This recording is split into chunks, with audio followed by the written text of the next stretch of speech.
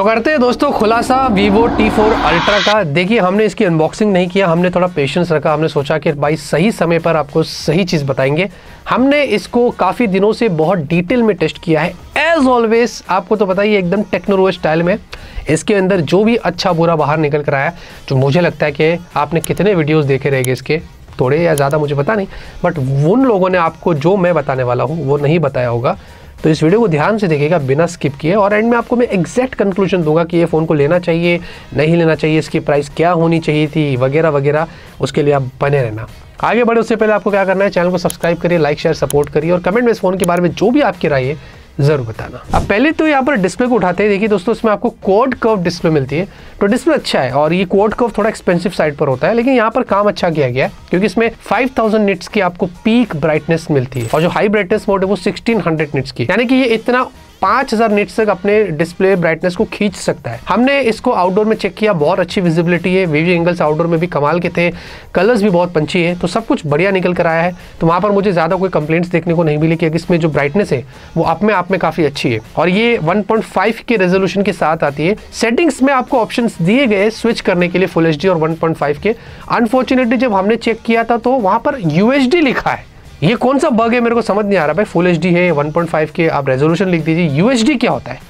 तो ये एक चीज़ वहाँ पर हमने किया, लेकिन हाँ आपको स्विच करने का ऑप्शन दिया गया, तो मैं फुल HD ही बोलूँगा क्योंकि इसमें बैटरी के कुछ इश्यूज है जिस पर आगे बात करेंगे। और साथ में आपको ये एमोलेड मिलती है, और डिस्प्ले साइज भी डिसेंट इनफ है, 6.67 इंच की, ना एकदम ज़्यादा बड़ा है ना ही एकदम ज़्यादा छोटा है, तो कुछ वैसा है। और प्लस बेजल्स आपको काफ़ी कम मिलते हैं, चिन उन्होंने काफ़ी अच्छे से मेंटेन किया है, बहुत छोटी सी आपको मिलती है। स्क्रीन गार्ड लगा कर दिया है यहाँ पर, और प्लस आपको शील्ड ग्लास की इसमें प्रोटेक्शन भी देखने को मिल जाती है। और हाँ एक चीज मैं क्लियर करूंगा, इसके डिस्प्ले में जब कंटेंट व्यू करते हैं ना तो थोड़ा सैचुरेटेड रहता है, वार्म साइड पर रहता है, ये मैंने नोटिस किया। थोड़ा बेटर हो सकता था वो, हालांकि ब्लैक बहुत अच्छा है, वाइट भी अच्छा है, लेकिन वो थोड़ा सा जो वार्मनेस है ना वो इसमें कहीं ना कहीं रहती है, तो ये मुझे थोड़ा ठीक नहीं लगा। बाकी नेटफ्लिक्स के ऊपर आपको HDR स्पेशल ऑडियो मिल जाता है, प्राइम वीडियो पर फुल HD का सपोर्ट है, और यूट्यूब पर आपको ऑब्वियसली HDR मिलता है, तो वो सारे कॉन्टेंट्स आप हाई सेटिंग्स पर यहाँ पर देख सकते हैं। तो ओवरऑल डिस्प्ले अच्छा है दोस्तों, क्लोज टू फ्लैट ही लगता है, क्योंकि मैंने जितने भी क्वाड कर्व वाले फ़ोन यूज़ किया, जब आप होल्ड करेंगे तो एकदम कर्वनेस उसकी इतनी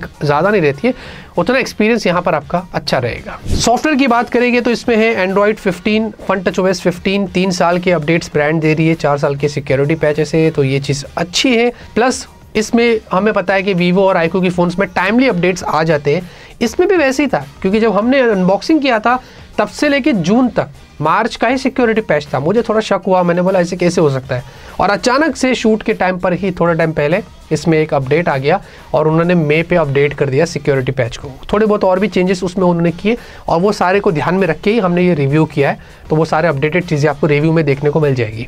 बाकी उसमें आपको उन्होंने सारे ऐप्स दिए हैं भर भर के, जो कि अक्सर उनके फ़ोन्स में रहते हैं, ये सारा एक्सपीरियंस ख़राब कर देता है। जहाँ पर इन्होंने आपको ऐप फोल्डर, गेम फोल्डर ये भी दे दिया है, मतलब हॉट ऐप्स हॉट गेम्स नहीं है, तो आप ऐप फोल्डर और गेम फोल्डर दे दिया है, तो उसको भी आप वी ऐप स्टोर में जाके आपको उसको डिसेबल करना पड़ेगा। प्लस वी ऐप स्टोर के नोटिफिकेशंस अननेसेसरीली आ जाते हैं। लॉक स्क्रीन के ऊपर पोस्टर भी है, लेकिन वो पहले से डिसेबल्ड किया गया था, तो उसको उंगली करने की ज़रूरत नहीं है, तो ये सारी चीज़ें आपको पहले से डिसेबल करनी पड़ेगी, तो आपका एक्सपीरियंस बेटर होगा। ये एक बहुत बड़ा फीडबैक है हमेशा से वीवो को और आईक्यू को कि भाई आपके फ़ोन्स 30, 35, 40 हज़ार के रहते हैं, ये सब चीज़ें मत दीजिए, एक्सपीरियंस को पूरा ख़राब कर देता है। बाकी स्टॉक डायलर दिया है, कॉल रिकॉर्डिंग करना है तो आप कर सकते हैं। और UI का मैं इतना बड़ा फ़ैन नहीं हूँ, स्लो फील होता है, इनके एनिमेशंस इतने अच्छे नहीं लगते मुझे। इससे बेटर हमें One UI 7 मिलता है, नथिंग OS से, ऑक्सीजन OS से, वो सब बेटर रहता है। थोड़ा UI को और अपग्रेड कर दिया, अभी सुनने में आया कि ओरिजिन OS के साथ मर्ज कर रहा है, अगर वो होता है तो अलग बात है। बाकी देखिए बैटरी की अगर बात करें तो यहाँ पर कुछ कंसर्न्स है, जिसके बारे में मैं आपको क्लियर बताता हूँ। एक तो इसमें 5500 mAh की बैटरी है, और 90 वॉट का आपको इसमें चार्जिंग मिलता है वायर्ड, ऑब्वियसली बॉक्स में चार्जर मिलेगा, बट इस फोन में आपको कोई वायरलेस चार्जिंग का सपोर्ट नहीं मिलता है, ठीक है। और साथ में आपको उसमें जो 50% चार्ज करना है तो 25 से 26 मिनट्स में चार्ज हो जाएगा, और अगर फुल चार्ज करना है 0 to 100% और 50 मिनट के नीचे ये चार्ज हो जाता है। तो यहाँ तक तो कोई प्रॉब्लम नहीं है। प्रॉब्लम कहाँ शुरू होती है, जब हमने इसमें 4K वीडियो प्लेबैक किया था, फुल ब्राइटनेस पे यूट्यूब पे लगाकर छोड़ दिया, और 13 घंटे हमने किया, तो 85% ड्रॉप हुआ। मैंने इससे बेटर यहाँ पर बैकअप देखा है, ठीक है, और सिर्फ 15% रिमेनिंग थी। फिर हमने सोचा थोड़ा हैवी यूज़ करते, हम बिना स्लीप में डाले कंटिन्यूसली 8 आवर्स इसमें गेम खेला, वीडियो रिकॉर्डिंग किया, वीडियो प्लेबैक किया, नेटफ्लिक्स पर, इंस्टाग्राम, ट्विटर सब कुछ किया, पूरा हैवी टास्क किया और 8 घंटे में ये 91% ड्रॉप हुआ। मैंने इससे बेटर फोन्स देखे जो आपको बेटर बैटरी बैकअप दे रहे हैं। तो बैटरी समवॉट इसकी वीक है, मतलब पूरा दिन घिस घिस के चल जाएगा, आपको एक दिन में end of the day charge तो करना ही पड़ेगा। अगर आप थोड़ा बेटर यूज़ करते, थोड़ा कंट्रोल्ड करते तो एक दिन पूरा आपको इसमें बैकअप आराम से मिल जाएगा। तो कहीं ना कहीं मुझे लगता है कि मैंने इससे बेटर बैटरी देखा है। मैंने बहुत स्ट्रेस डाला है बहुत सारे फ़ोन्स पर, बट इसमें बैटरी के मामले में मैं इतना ज़्यादा खुश नहीं था। अब कैमरे को लेकर यहाँ पर काफ़ी अच्छी चीज़ है, इसमें आपको काफ़ी ऑलमोस्ट फ्लैगशिप लेवल का यहाँ पर कैमरा मिलता है और वो क्या है मैं आपको बताता हूँ। पहले तो देखिए इसमें जो प्राइमरी सेंसर है वो 50 मेगापिक्सल सोनी IMX 921 है, विच इज़ गुड। आपको OIS मिलता है और मैक्स 4K वीडियो आप 60 FPS पे रियर में शूट कर सकते हैं। फिर 50 का आपको इसमें जो है एक टेलीफोटो सेंसर मिलता है और इसमें आपको 3 टाइम्स ऑप्टिकल है। ये सोनी IMX 882 वाला है। हाउएवर ये पुराना सेंसर है, ये थोड़ा बेटर सेंसर यूज़ कर सकते हैं टेलीफोटो के लिए, लेकिन ये बहुत अच्छे से काम कर रहा है। इसकी सैंपल्स मैं आपको दिखाऊंगा। और इसमें आपको 100 टाइम्स मैक्स जूम मिलता है। वैसे आपको 8 मेगापिक्सल का अल्ट्रा वाइड सेंसर भी यहाँ पर देखने को मिलता है। अब टेलीफोटो में उन्होंने कोई OIS की बात नहीं करी है, तो उसके बारे में मैं आपको बता नहीं सकता कि इसमें OIS है या नहीं है, पर एक छोटा सा विंडो आ जाता है ऊपर, उससे पता चलता है जब आप टेलीफोटो फोटोज लेते तो वो थोड़ा बैलेंस करने के लिए अच्छे से वो हेल्प करता है। तो छोटा सा व्यू फाइंडर जो उन्होंने दिया है वो सैमसंग के, वीवो के, इसमें जो फ्लैगशिप फोन है उनके, उसमें हमने वो देखा था, तो वो उन्होंने यहाँ पर भी किया, तो ये चीज़ मुझे यहाँ पर अच्छी लगी। अभी तो मोटोरोला वालों ने भी स्टार्ट कर दिया है वो छोटा विंडो देने के लिए, तो वो एक बहुत हेल्पफुल होता है। वैसे उसके अलावा 32 मेगापिक्सल की सेल्फी है, 4K 60 FPS आपको सेल्फी में भी मिल जाती है। आप पहले टेलीफोटो फोटोज की बात करें तो देखिए पिक्चर क्वालिटी बहुत अच्छी है। यहाँ पर आप काफ़ी अच्छे से जूम फोटोज ले सकते हैं और दूर जो बोर्ड पर लिखा हुआ भी रहता है क्लियरली वो आप रीड कर सकते हैं। अगर आप ऐसी कोई सिचुएशन में दूर कोई चीज़ आपको जूम करके रीड करना है, जो आजकल सिर्फ फ्लैगशिप फोन्स में ही पॉसिबल होता है, वो यहाँ पर है, वो चीज़ क्लियर है, आपको क्लियरली दिखाई देगा और पिक्चर क्वालिटी अच्छी है। तो यहाँ पर मैं एक चीज़ ज़रूर कहूँगा कि टेलीफोटो में काम बहुत अच्छे से किया गया है, वेल ऑप्टिमाइज्ड। ये पेरिस्कोप सेंसर भी आप इसको बोल सकते हैं, टेलीफोटो पेरिस्कोप कुछ वैसे उन्होंने यहाँ पर काम किया है, बहुत बढ़िया यहाँ पर फोटोज निकल कर आते हैं। और बाकी अगर पोर्ट्रेट की बात करें, ह्यूमन पोर्ट्रेट की बात करें, तो आपको 5 डिफरेंट जूम्स दिए गए और डेफिनेटली अगर एक कैमरा सेंट्रिक फोन है तो हम यही एक्सपेक्ट करते हैं। आपको 23mm, 35mm, 50mm, 85 और 100, और यहाँ पर आप बढ़िया फोटोज निकाल सकते हैं। अब पोर्ट्रेट में मैं आपको 2 तरीके से फोटोज दिखा रहा हूँ। पहले डे के फोटोज देखेंगे तो बहुत अच्छा है, क्लैरिटी अच्छी है, जूम वूम सब कुछ बढ़िया है, लेकिन नाइट के अंदर थोड़ा गड़बड़ हो जाती है। नाइट में जब रियर कैमरे से आप पोर्ट्रेट फोटोज लेते हैं तो 1, 2, 3 तो सही रहेगा, लेकिन जो चौथा या 5वां फोटो रहेगा वहां पर थोड़ा सा कलर शिफ्टिंग हो जाता है। तो नाइट में जूम में थोड़ा कलर शिफ्टिंग होता है पोर्ट्रेट फोटोज में, ये मैंने यहाँ पर नोटिस किया था। बाकी उसके अलावा अगर आप कलर्स की बात करें तो थ्रू आउट द टाइम इसने कलर को मेंटेन किया है, पंची लगता है, देखने में अच्छा लगता है, चाहे फ्रूट्स हो, फ्लावर्स हो, आप जितने भी पोर्ट्रेट फोटोज देख रहे हैं, जितने भी कलर्स देख रहे हैं, वो दिखने में यहाँ पर काफ़ी अच्छा है। तो ये चीज़ उन्होंने बहुत अच्छे से मेंटेन करी है। और सबसे अच्छी चीज़ जो काफ़ी एक्सपेरिमेंटल है, मैं ऐसी कहूँगा, वो है इनका telephoto macro sensor. Macro on करते ही इसमें भी आपको बहुत सारे जूम्स ऑप्शंस दिए गए, 2 times, 3 times, 6 times, 10 times, in fact 20 times. तो आप अगर किसी भी डिस्टेंस पर है, जैसे कि मैं यहाँ पर हूँ और मुझे मैक्रो में वहाँ से फोटो लेना है, उसका फोटो लेना है, मैं मैक्रो ऑन करके टेलीफोटो की जगह मैं मैक्रो में और डीप में जाके उसके फोटोज ले सकता हूँ। ये एक बहुत अच्छा काम किया उन्होंने, ये काफ़ी ज़्यादा हेल्पफुल है, बहुत सिनेरियोस में आपकी हेल्प करता है। और अगर आप इसके फोटोज में आपको दिखा दो, आप देख लीजिए, क्लैरिटी बहुत अच्छी है और बहुत अच्छे से यहाँ पर ऑप्टिमाइजेशन की गई है और बहुत अच्छे से मैक्रो का यहाँ पर काम लिया गया। तो एग्जैक्टली मेरे हिसाब से जो फोन में मैक्रो सेंसर्स होते हैं ना, वो वेस्ट होते हैं, बट ये मुझे काफ़ी यूजफुल लगा है। बाकी सेल्फी अगर आप देखेंगे तो सेल्फी डे में अच्छी आती है, नॉट बैड, मतलब थोड़ी बेटर हो सकती थी कंसिडरिंग ये वीवो फोन है। मैंने इससे बेटर सेल्फीज वीवो के फोन्स में देखा हूँ, बट यहाँ पर थोड़ा मुझे ऑफ लगा था।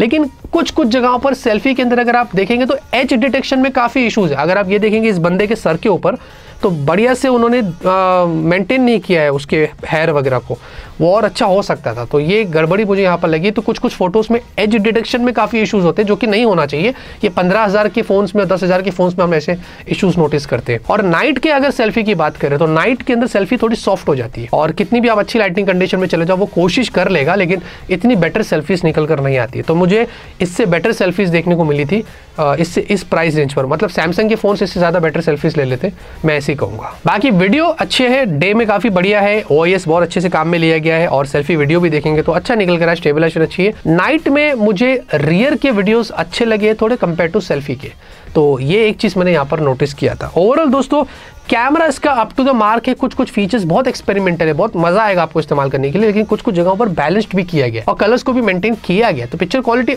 ऑल इन ऑल में एक ही चीज कहूंगा कि अच्छे है। बस नाइट में जैसे कि मैंने कहा थोड़े फोटोज बेटर हो सकते थे, जैसे कि कुछ कुछ कभी कभी तो गोस्टिंग भी बहुत आ जाता है। मैं आपको एक फोटो दिखा तो आप देख लीजिए, थोड़े गोस्टिंग आ जाते हैं। अब ऑब्वियसली इसमें जायस वाला सेंसर तो है नहीं, उन्होंने जायस के लिए तो कुछ अपने फ्लैगशिप में देते, वो इसमें तो दिया नहीं है कि वो गोस्टिंग को कंट्रोल करे। तो गोस्टिंग रहती है और फ्लैश भी कंट्रोल रहता है, तो कहीं ना कहीं ये चीज़ अच्छी है, पर थोड़ा और भी बेटर फोटोज नाइट में यहाँ पर हो सकते थे। परफॉर्मेंस की बात करेंगे, इसमें ही मीडियाटेक डायमेंसिटी 9300 प्लस ये आपको 4nm पर मिलती है। अब ये जो चिपसेट है इस पर कुछ कंसर्न्स है जिसके बारे में बात करेंगे, लेकिन पावर बहुत अच्छा है।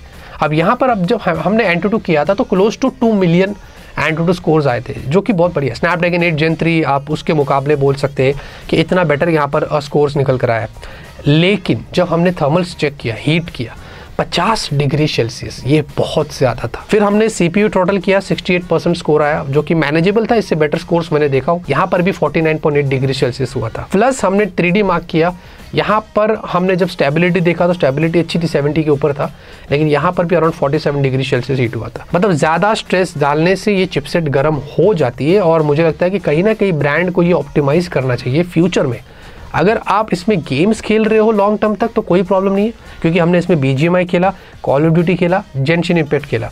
BGMI के अंदर 90 FPS था, कॉल ऑफ ड्यूटी में 120 FPS था, जेनशिन कांस्टेंट 60 FPS था। फ्रेम ड्रॉप्स हो जाते हैं क्योंकि ये फ़ोन गर्म हो जाता है, तो लॉन्ग टर्म तक खेलने पर। वैसे अनफॉर्चुनेटली हमारा FPS मीटर वाला ऐप काम नहीं कर रहा था, इसलिए मैं आपको एकदम एग्जैक्ट रिजल्ट नहीं बता सकता हूँ, लेकिन खेलते वक्त जो हमने नोटिस किया वो आपको बताता हूँ कि फ्रेम ड्रॉप्स हो जाते हैं। तो लॉन्ग टर्म तक गेम खेलने पर फ्रेम ड्रॉप्स होते हैं। हाउएवर 42, 42, 43 ऐसा करके कुछ हीट था गेमिंग के दौरान, तो इतना ओवर हीट नहीं हो रहा था। अनलेस एंड अनटिल अगर आप इसमें बहुत ज़्यादा स्ट्रेस डालेंगे तो ये चिपसेट गर्म होती है, और कहीं ना कहीं मुझे लगता है कि उनको इस मामले में काम करना चाहिए। फिर उसके अलावा आपको LPDDR5 है, UFS 3.1 है। यहाँ पर भी मुझे लगता है कि कॉस्ट कटिंग की गई है। LPDDR5X होना चाहिए था और UFS 4 होना चाहिए था, क्योंकि ये 35,000 के ऊपर वाला फ़ोन है, तो ये चीज़ यहाँ पर मुझे ठीक नहीं लगी। एटलीस्ट सैमसंग भी इस प्राइस रेंज के ऊपर तो हमें LPDDR5X दे ही देता है, जो यहाँ पर मैंने नोटिस नहीं किया। और साथ में इसमें हमने जब मल्टीटास्किंग करा, पहले तो अगर UFS स्कोर की बात करें तो स्कोर्स अच्छे थे, अराउंड 1.5 लाख के आसपास थे, नॉट बैड, ऑन पेपर्स बढ़िया निकल कर आया।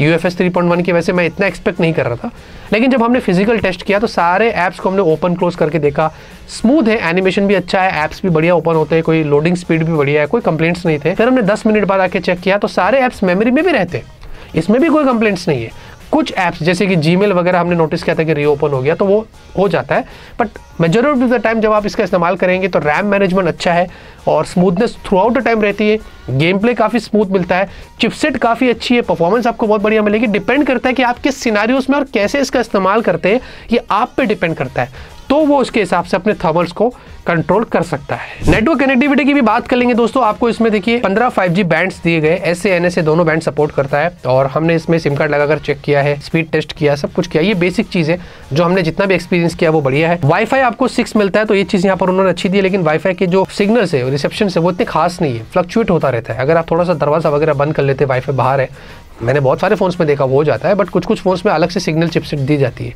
तो वो फुल वाईफाई का सिग्नल देता है। यहाँ पर ऐसा नहीं है, यहाँ पर अभी भी मैं अंदर हूँ, वाईफाई पूरा डाउन हो गया है, और ब्लूटूथ 5.4 है। एक फीडबैक जो वीवो ने यहाँ पर लिया वो ये था कि उनके फ़ोन्स में वो NFC नहीं देता था, बट इस फ़ोन में आपको NFC मिल रहा है, तो वो चीज़ अच्छी है।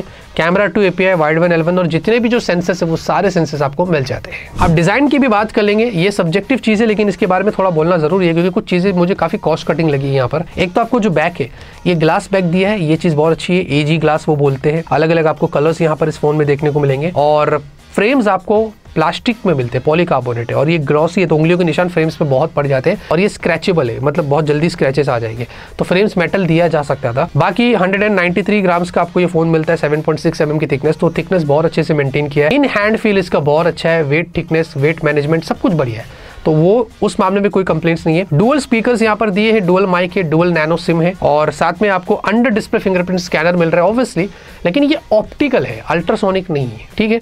और USB पोर्ट भी USB 2 वाला है, USB 3.2 वाला नहीं है, तो यहाँ पर भी कॉस्ट कटिंग हुई है। बाय द वे आपको इसमें IP64 मिल रहा है, IP68 या 69 भी नहीं मिल रहा है, तो इस मामले में कहीं ना कहीं काफी सारी कॉस्ट कटिंग हुई है जो हमने यहाँ पर नोटिस किया था। अब जाते रहे दोस्तों एकदम क्लियर कट आपको सजेशन देता हूँ। देखिए ये जो स्मार्टफोन की जो प्राइस वाली बात करें तो एक चीज अच्छी हुई कि उन्होंने 8128 वाला कोई वेरिएंट नहीं लाया, ये भी एक फीडबैक उन्होंने इनकॉर्पोरेट किया। उन्होंने 256 से यहाँ पर स्टार्ट किया, तो 8256 ये चीज़ पहले अच्छी हुई है। इसके ऊपर आपको और भी वेरिएंट्स मिलते हैं। जो बेस वेरिएंट है विदाउट ऑफर की अगर बात करें तो 38,000 पर आता है। मेरे हिसाब से प्राइस थोड़ी ज्यादा है, थोड़ी बेटर हो सकती थी। मतलब अगर 35,000 से ये स्टार्ट होता था 8256 तो ज्यादा बेटर होता था विदाउट ऑफर। मेरे हिसाब से वो एक परफेक्ट प्राइस इसकी है।